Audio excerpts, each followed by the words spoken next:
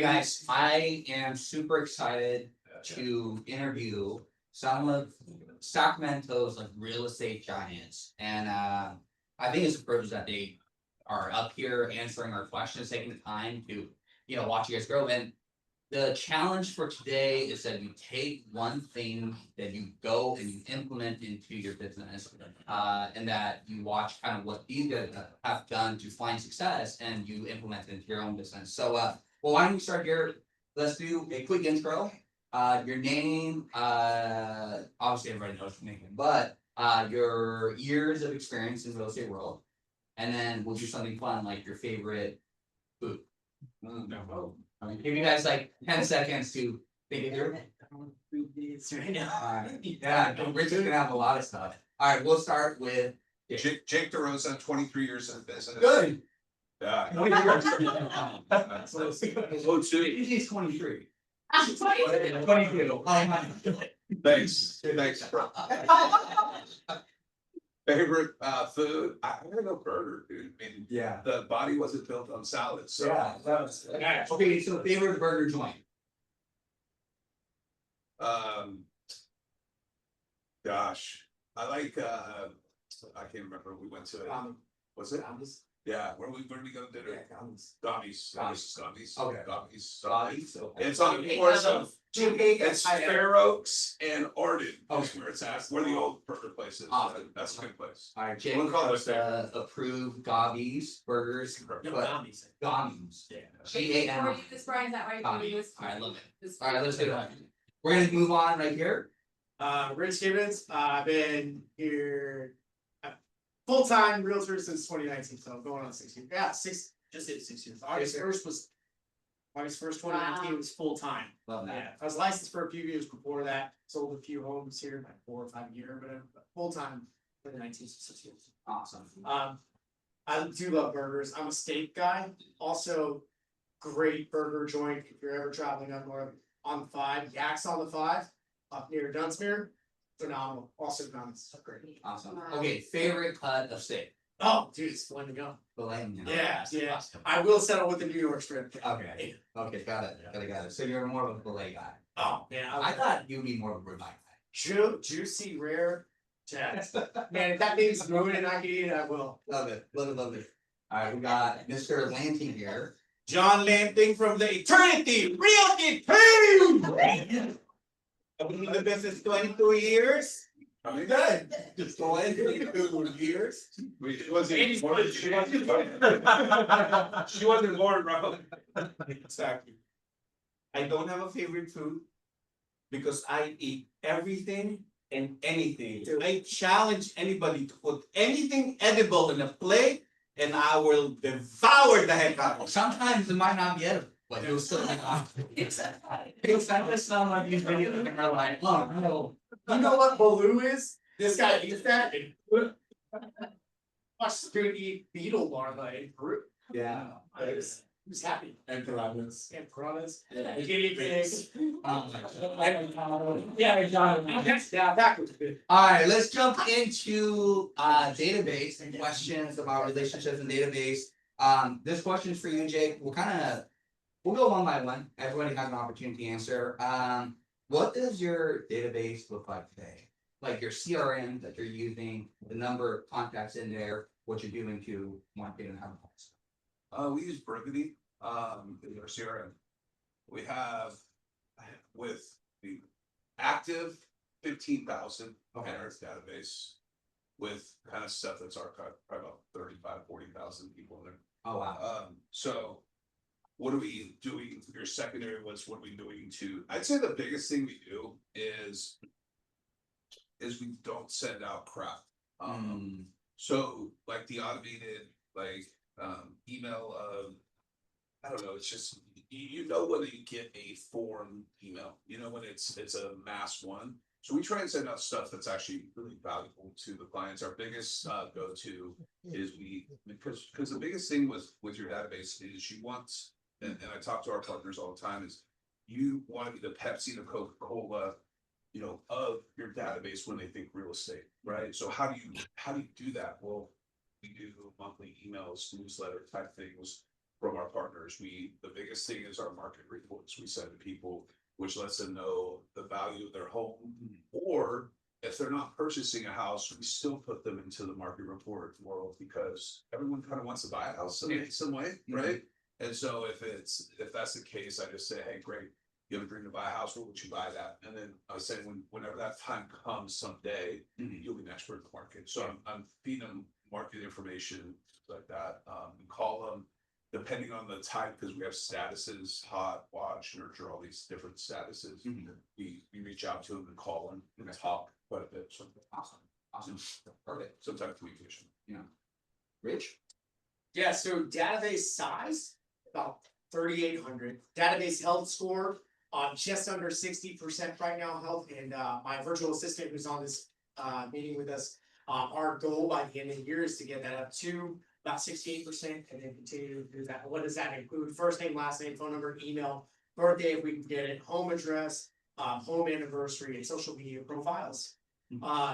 So like I said, we're almost at 60%. We've been driving hard since I hired him 2 months ago on increasing that score. And Yeah. everybody I meet, if you've talked to me, I say, send me your first, last, and your email. I will do that to you. 100%. I do that to everybody. Oh, what email? Oh, the one you check regularly, right? That one, right? The one that if I scheduled golf, they're going to see that on. We're in command. I actually looked at Brevity and stuff, but I had too many things in too many irons in the fire to change to that. Brevity is a great platform, which one day I could go to. But command bringing in Canva now was huge. Excited to alleviate that cost as well. But yeah, what was your? So let me ask you this, why is it important that you collect birthday, social media accounts, emails, phone numbers? So when we close on a transaction, we do send a birthday. We send a birthday card to whoever's buying that. Like a property. handwritten birthday card? Sure. Okay. It's a birthday card. Somebody's here, right? I don't know. Yeah. You can't read mine, dude. That's why I love. But telling like a birthday But yeah, card. they get a birthday card, they get a home, 1 year home anniversary card, all that good stuff, as well as like they get our closing gift, as well as my lender sends a closing gift. We do the Pepco knives, my lender sends a cutting book, Yeah. family name on it. It's really cool, really great touch, and it's something that they see forever, right? Yeah. As long as you take care of cutting go board, it'll last a long time and it is good, so use the right oils, and then with Pepco, it's guaranteed for life. Love that. All right, John? The selection in CRM has evolved and have improved in the past 10 years. It was very limited when Tomas and I first started. You guys have computers? Yes, but slower. Anyway, the blessing is now we have so many alternatives to selection. We have follow-up boss, we have all kinds of stuff. We've got KV Core, we have Live Desk, and what was that you mentioned? Brevity, right? But the biggest blessing, and I consider that powerful tool for us, is we have a powerful CRM, which is Command. That's free. We don't have to pay for it, right? It's powerful because you have to use it properly. We, as a team, the Eternity Realty team had segmented it strategically, where we're not just putting sellers and buyers. We're classifying it specifically based on what the needs of the clients would be. We have a VIP list, we have a leads list, we've added birthdays and stuff, anniversaries and so forth, and we're meticulously, I've been pushing on Johnny and Andrew about it. We've been meticulously making sure that our command tracking number at the end of the day is 0. Is that possible to do? Well, not all the time, but as much as possible, we want to make sure that we're doing it so that we're targeting and communicating with every single contact on that list. Love that. And I just thought about what Rich was saying with what he's collecting and why it's important that John's collecting, Jake's collecting all his information. Let's just say that you are a consumer or a buyer just looking to purchase a home. You go into an open house, you meet Rich, he asks you all his questions, he puts your information down, Rich finds his birthday on Facebook or whatever it is. And then on your birthday, you have a birthday card that comes in that's handwritten by somebody, not Rich, but somebody. You know, What did Rich just do? He just made himself stand out compared to the competition because the consumer thinks that every one of you guys are the same. Mhm. They don't think that you do anything special or anything different. So what are you doing in your market and your database to make yourself stand out? Right? Add on to that too is we meet people Mhm. and we have to meet them when they're ready, Mhm. right? So the challenge becomes is they may not be ready right now, but in 6 months they may be ready, and we need to be the person that's in front of them for them to work with you. right? Yeah. So you have to meet them where they're at. Absolutely. To piggyback on that, I got a listing appointment this afternoon, we're gonna do a sell by. I've been talking with this lead for about 2 years when I first talked to Ashley. And been staying in communication. She reaches out this last week and says, hey, I want you to talk to my husband, Dan, we need to make sure, we were gonna use this other agent, we signed with him.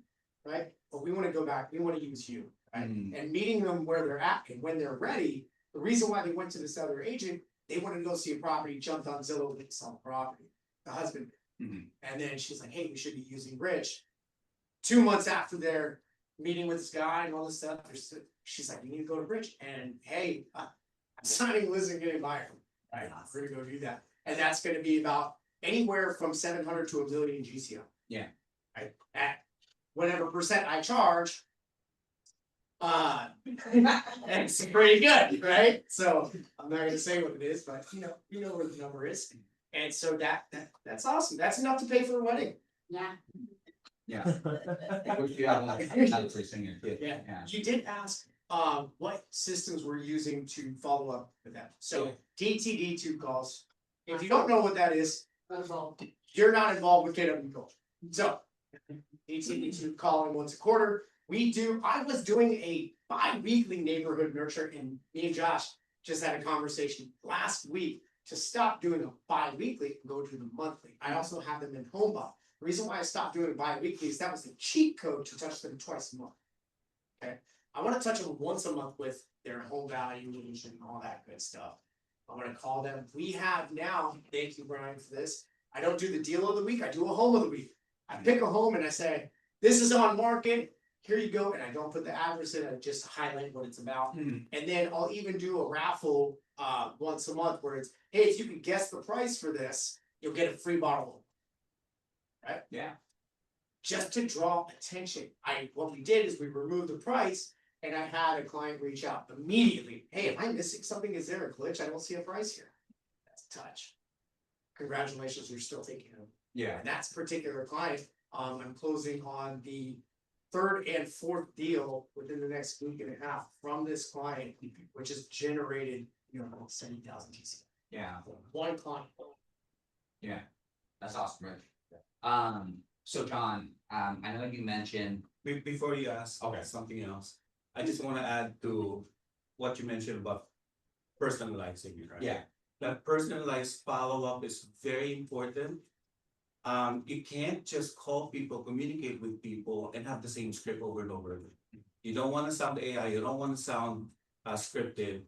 And command, once again, I'm not telling command, we all have it. But command is amazing because you can always make personalized notes and updates on the last conversation that you had with the client. Every time I go to command and I call my list, I always look at the last conversation, especially for people who have bad memories. I'm getting there. Command reminds you of what the last conversation is, and you personalize your communication based on the last conversation, which makes the lead or the potential client feel that you're personally calling them and you're not just giving them a general message. Mhm. Yeah, and that's what I was gonna go into next is, what do you guys feel like? Cause there's, in our database, we have things that are automated, right, just beautiful, and then there's things that we kind of we have to pick up the phone call and call. For Jake, you have probably one of the largest database, probably in his office, right? 30,000-40,000 person database.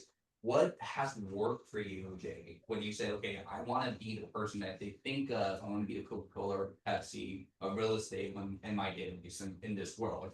like, what is your form of follow-up, automation, whatever it is that has worked great for you in regard to staying top of mind to. Well, first I'll start with, I think a lot of us chase new leads when you have all this business in your database. So that's a huge piece. And the way that we need to kind of communicate is we try and we hit them 12 times a month with the market reports. Sometimes I have people set up bi-weekly, so we're sending it out. So that's just, and I don't care if they open it, they see my name, they see our team name in the beginning of their, in their inbox. So that's just, I just want mind presence, right? Yeah. We also do call them every month. So we call our people. A lot of my people I've worked with, they're like friends now, right? I was called a client of mine that just closed on 2 transactions to talk about this series Blind Spot. We've been co-watching, right? It's on Netflix, just don't watch it, they'll drag you. But then we call them.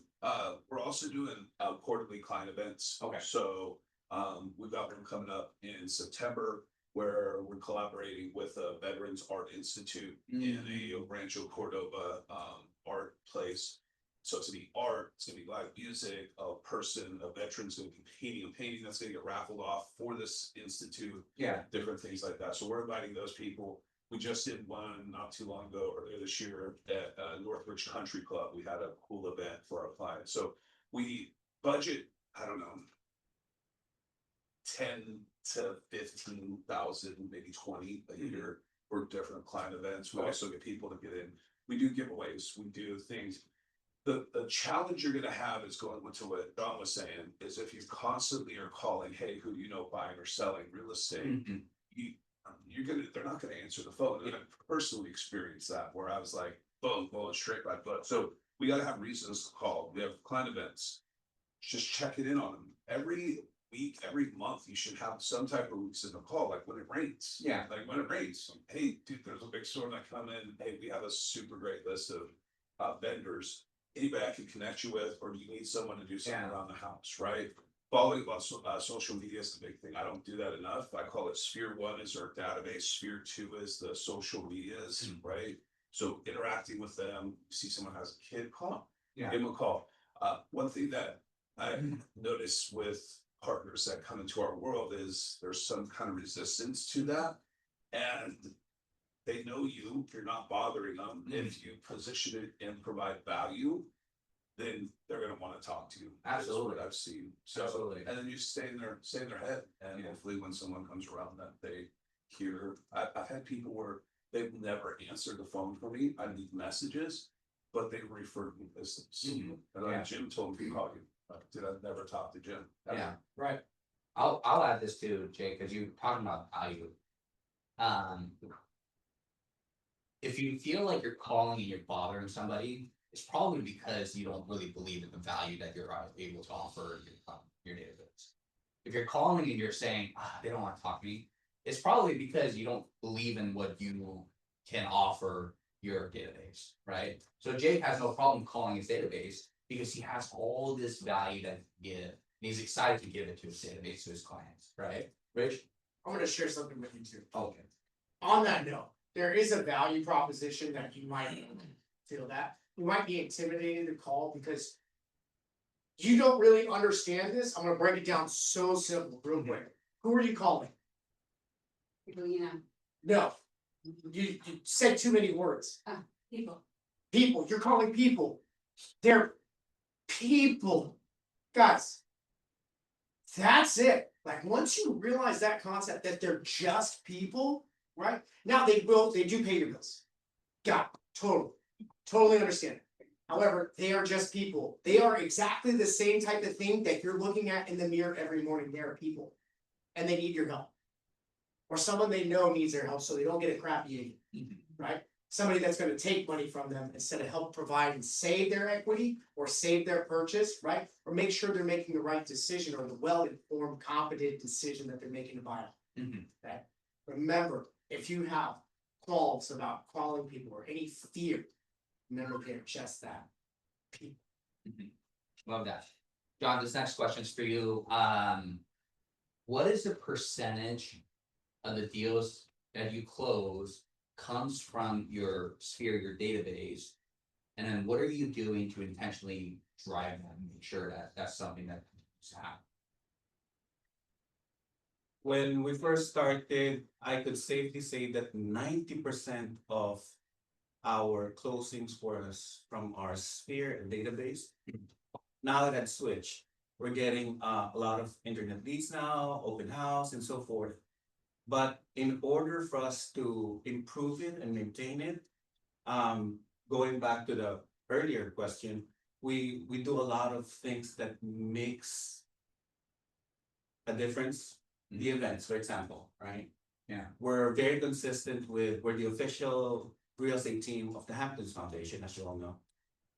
Brian had tapped into Lisa Kaplan, we're tapping into Vice Mayor Talamantes' events as well. So we're out there. And we're not just out there promoting ourselves, we're giving to. So that's what we're trying to portray. We're not just taking, but we're giving.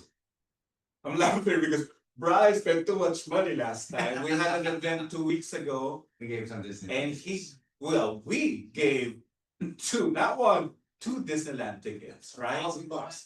Whatever it is, I'm still Costco's hurting. got a good deal though. Whatever, but that's something that people see. Oh, and this team is not just trying to capture our contact information, but they're giving as well, and they're not just giving; they're giving away Disneyland tickets. So that makes the difference.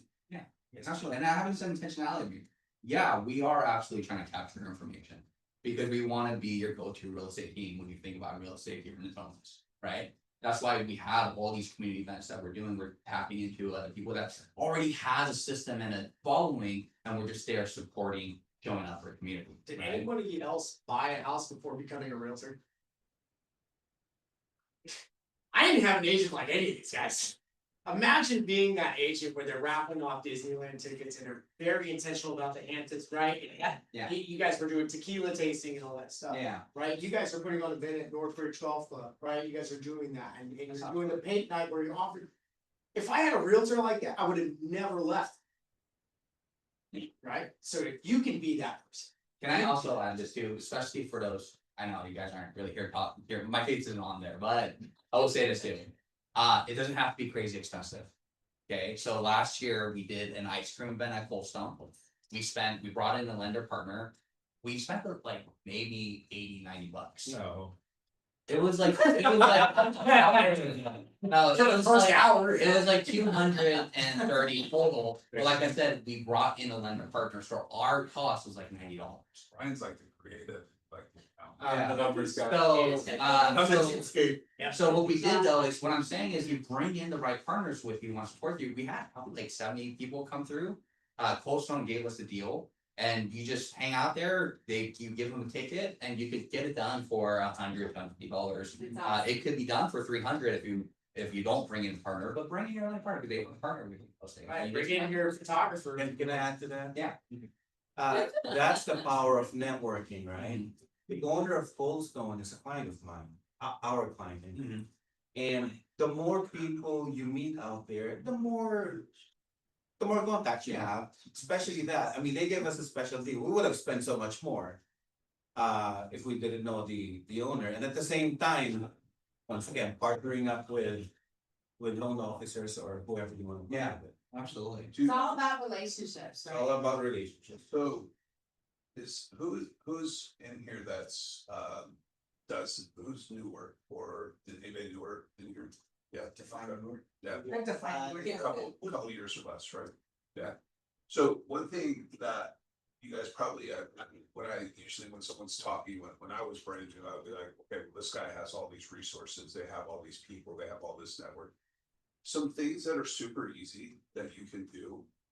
And I always came from this, I heard this saying when I first got into real estate, something's better than nothing, right? Something is better than nothing. I would, even some of my clients, someone that you've helped, or maybe someone that's from a neighborhood. I remember I would go by and I helped this client buy a house in this Rancho Cordova, and I happened to drive by their street, and I just took a picture of that street sign, and I shot him a text and said, "Hey, this reminded me of you," right?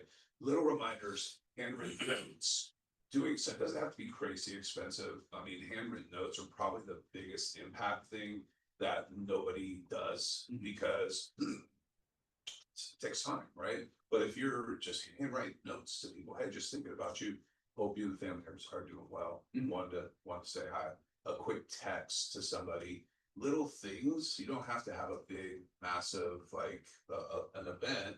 Or one thing I've actually done is a lot of parks and recs communities, they'll throw their own events, and for a very small portion, what I've done is I said, hey, can I partner with you and just have a table at your event? And it's like a couple $100. And I'm now at this event where my people are coming out and there's thousands of people because the Parks and Recs is advertising it, but it looks like, well, I'm important.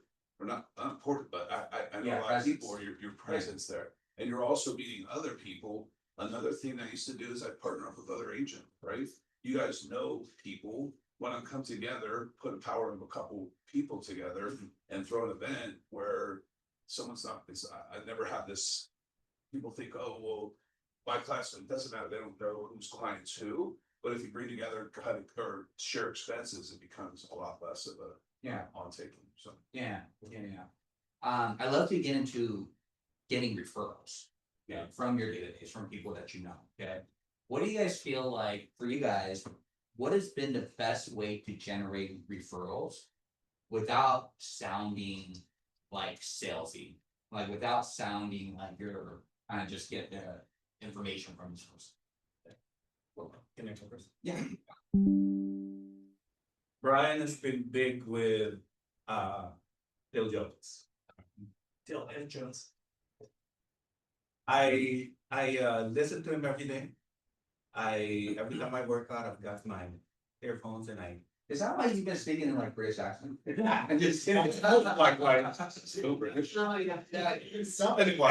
Anyway, but he had a segment in his book that talks about this. Mhm.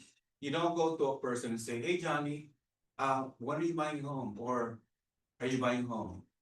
The approach is, hey, Johnny, there's this great deal in Dior Horton right now. Who do you know that could benefit out of it? Because it's the best deal that's happening. So I still gave the same message, but it's a different approach. You have to be intentionally strategic where you have to be careful as well, not coming a salesy. Yeah. But giving the proper communication makes a huge difference. Absolutely, what you say matters, and how you say it. Yes. And the words that you choose matters. Absolutely. Rich? Yes, so going back to your other question, like how much referral business are we getting? Over the years, it's been like, 50, 40%, something like that. Okay. We did a lot of open houses, a lot of cold calling, door knocking. This year, 100% of my transactions, of my earnings this year is referral based for Wow. referrals or database. 100%. I haven't closed a deal from the 15 open houses I've done. They're in my database and they're not They moving will. or they got another agent or whatever they came with. Yeah. Whatever. Not even worried about it. Because my database is fed me every little thing. And I'm gonna continue to pour into that. I'm Yeah. gonna continue to grow the database, right? But 100% of my transactions is referral or database. Yeah. I love Philip Jones too. He's awesome. I listen to a lot of different podcasts and YouTube videos. I'm in Tom Ferry coaching. I do a lot of that stuff. And I listen to this guy. This guy's cheap. Yeah, he's everybody up here. Like I learned from. So like I'm just happy to be here. I think it's I found this trick that works for me, and it doesn't have to work for you. But what I say every time when I close out a conversation, and Josh, my virtual assistant, does the same thing, right? Hey, I'd be a horrible agent if I didn't ask you this. And it doesn't matter what the conversation's been about, right? It doesn't matter if it's about, oh, my car broke down, or this, that, blah, blah, whatever's going on in your world. Hey, I'd be a horrible agent if I didn't ask you this. And you know how many times people will say that are either in sales or know me now, right? They're like, man, I'd be really disappointed if you didn't ask that. Isn't that something? Isn't that something? Hey, it'd be a horrible agent if I didn't. I take all the onus. Put it all on me. Mhm. It'd be horrible if I didn't ask you this. And the amount of respect that comes out of, hey, they know I have a job to do as well. It's seen on their end, at least from my end, it Mhm. seems to work. Mhm. So, Nice. Nice. So I would be a horrible agent if I didn't ask you. yeah, What's the question? What's the question? what's the question? Yeah. Yeah, I'd be a horrible agent if I didn't ask you. Who do you know that might be looking to buy a home or sell a home that I can call for? Yeah, love that. Awesome. Sorry, thank you for allowing me to finish the question. Yeah, So it sounds like what you're saying, well, both of you guys are saying is just ask for son of a who gun. maybe know. Yeah, you call people Wow. and you ask for the business. Mhm. Okay? What am I missing? Yeah, I love that. Jake? We do a couple things, so if you ever get a chance, look up Mike Hicks, same as Mike Hicks, called the Promise Script. We also, so what he talks about is he sets the stage from the very beginning, from consultation through the process, and the conversation is very simple. Hey, you know what, after you've done the paperwork, you've got those to work with you, it's like, hey, you know what, during this process, you're going to, because you're involved in the transaction, you're actually going to start hearing more conversations. It's like when you go buy a Honda, then all of a sudden you see a ton of Hondas on Yes. the road, Yeah. right? It's just gonna come. Here's Michael. Michael wants to make this process one of the best processes that you've had. And the way I'll know if I've done that is by the time we enter and close on the property, you'll have at least shared with me someone you spoke to that had questions about is looking to do real estate or need some assistance. Can you do that for me? Yeah. Right? And then as you're going through that, you set the expectation. And I actually had a guy who, one of my clients, so I'm gonna interview for YouTube, but he said, I haven't gotten a referral yet. I'm working on it, right? After we close. So I set the expectation that the second thing is you have to teach your people how to refer to you. So what I mean by that is I hear a lot of times, and this is before I start doing this, where they say, I gave your name to somebody. I gave your name, but the thing is they give you your name, or they say, hey, you can call my guy Jake, and that's all that happens because that person doesn't remember how to contact you, or maybe you got a business card. So I just tell them, hey, here's the best way to refer me is put us in a group text. That way I make sure that your friend, family is well taken care of. In addition to that, I'll give you updates on what's happening with that person. Yeah. And just put us in a group text. That's the easiest way. So then now I start getting group texts from whoever's referring me their referral and myself, instead of them handing my card or saying you need to call Jake, because half of 90% of the people say you gotta call, unless they're an advocate, like they're literally advocate and they follow up with that person. Hey, if you call Jake, if you call, that's not gonna happen, right? So you gotta have them, teach them how to refer. Exactly. That's really good, Jake. And then it sounds like you set up yourself to receive referrals, like very in that initial conversation that you're having with them in the buyer conversation. Consultation, seller consultation. Yeah. After I take. Nice. That's awesome. Yeah, My you kids, write that down. it's Mhm. just listen to my kids.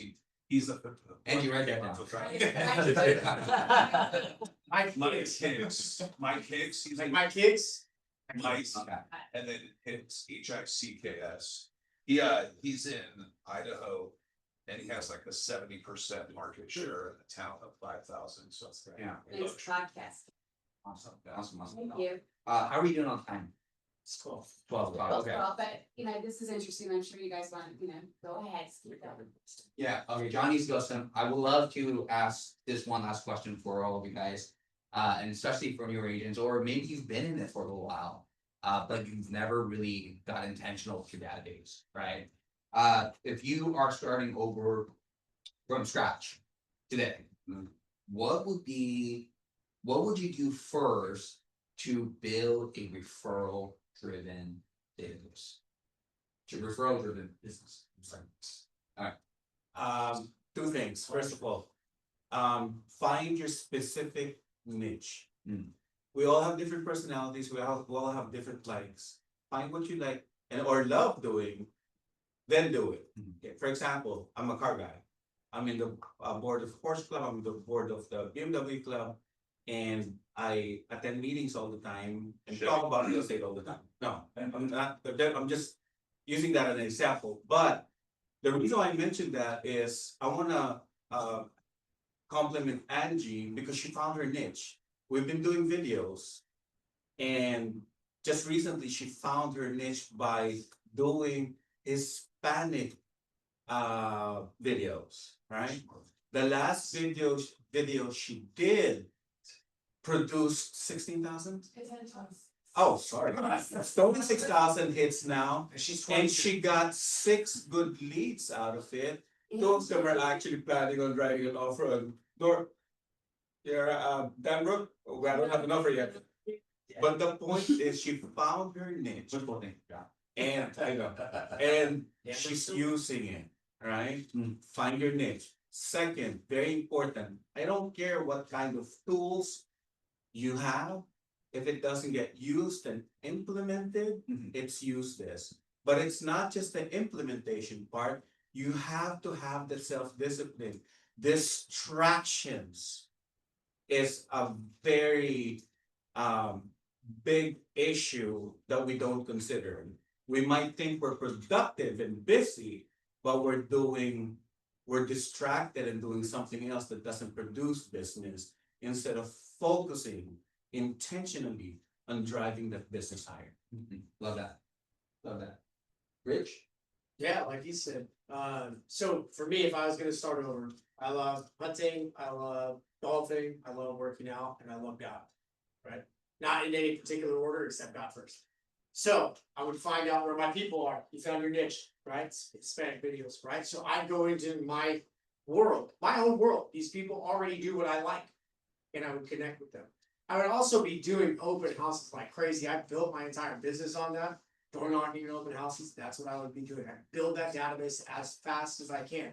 And the first couple listings I got, I'd offer the best deal to make sure no agent like these guys would beat me because it'd be such a great price. And they would refer me the next business and never tell anybody what we offered that commission rate to do. Right?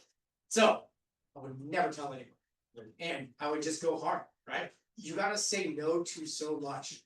And one thing I found, distractions, I'm ADHD, I wanna play fantasy football, oh, that's another thing I love to do, fantasy football. And my fantasy football community has sent me, I've closed 3 transactions from one group of fantasy football that I'm in this year. And I have another referral from that same fantasy football group. See how this works? It's a domino effect. You continue, you be the agent, you be the professional, and you ask for the business. But yeah, I'd be going hard. That first 6 months, I would turn off all notifications that aren't real estate related and I would go. Yeah. That's it. Yeah. Right? Otherwise, in that 6 months, you'll be back to a JOB. And you didn't come here to do that. Yeah. That's a mic drop. I'd start with Real quick, before you go, if you're a new agent, I would join a team immediately. Because teams have the value that you're looking for. They have the scripts, they have the leads, they have the operations, the systems, tools, and models to put in place to help you be successful. I would join a team if I'm brand new. Say it again. I would join a team if I was brand new. Yeah. Yeah, we're struggling. or you wanna level up your production, so. It's not for just new, or I have partners on the team that have been 8 years, could definitely do it on their own, but they see that, but couple things. First off, the first thing I would do is I would download my phone. I would go to any place I have connections with people and I'd put it into a spreadsheet. I'd start there. And then on the piggyback of that, I would get rid of, because I had the same thing as everyone else I'm sure has, is this mindset or this false narrative that these people don't want to help you. So that'd be first thing. And I would call them and that'd be my first calls. Right. You call people? The people I just put in my database, right? So I would just let them know, hey, we've had the relationship, wanted to let you know that I've just started real estate. I've had whatever script is, right? Call them up. And then the second thing is to do some transactions. You got to put yourself in the path of opportunity, right? So you've got to be in front of people. And I would just do probably 4, 5, 6 things and determine which one I love the best, right? And which one would be my superpower. So for me, I can call a lot of people, I have no problem with that. For others, it's not gonna work, right? If someone loves to open houses, if going and networking, and I would pick one and just go ahead deep, really deep into that and create the plan around that, and that be your database, then whatever your lead generation lever is, and then get really good at those, then move on to the next thing. In this world, honestly, freaking I'd crush social media. I would really crush social media. There's so much opportunity there. And at the same time, me personally, you have to be just like everything else. A lot of people go into social, but you just gotta be consistent on it. Yeah. The only ones that are winning right now are ones that are consistently doing the things. And I love your channel, by the way. I watch it. Yeah. I see it on the TikToks while I'm sitting there Ah. going down a rabbit hole and getting massively distracted. Right? It's I see pretty- Brian, and I'm like, Brian, what's he talking love about Brian. today? And I get a like on him, and I support my homie, right? It's but yeah, no, he does a good job. But that's kind of where I'm with it. Yeah. One that's thing- awesome, dude. Real Yeah. quick, just to piggyback on what we've learned today too, one thing we would also do is we would plan to succeed. And how do we do that? By planning. We have a business planning clinic coming up. If you're not knowing where your business is going, where's your next check coming from? Where is it coming from in 90 days? Where is it coming from in 6 months? Where is it coming from? And what to do with that, If you yeah. if you don't plan to succeed, you're automatically planning for Yeah, it out. that's awesome. Cool. I'll add Cool. one last thought because I love to just add one last thought. I love the podcast. I want to say this, okay? I was listening to Connie Van and she posted something. And I thought what she said was so powerful because she said, like, for you, the pot of gold is at the end of Z. It's like A to Z and it's at the end of Z. And I'm not probably butchering what she said, the concept is the same. Is that most people start at A, they get to B, C, and they get to D and they stop. And they say, this isn't working, so they boom, hop onto the next thing. Right? So my encouragement to the office, to the newer agent, if you've been around for a little bit, what happens is that you start at A, you get to D, you stop, and you realize there's a lot more work that needs to be done before you get to Z. For you to get to that pot of gold. And the people that are around, that are thriving in this business today are the people that have stayed consistent, they put their head down and they just continue to do the work, whatever that looks like for you guys. So that'll be like my closing thought. Thank you guys so much for listening. And hopefully, again, take something, implement it for your business, and all these guys, they're here available for you guys. Thank you.